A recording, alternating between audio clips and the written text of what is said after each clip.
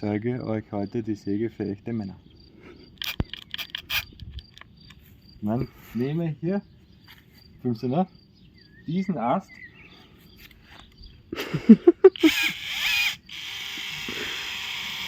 auf einer Seite ankeilen, wie man es am Holz arbeiten kann. Ja.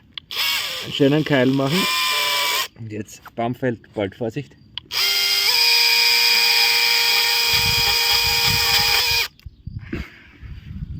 Das ist echte Forstarbeit.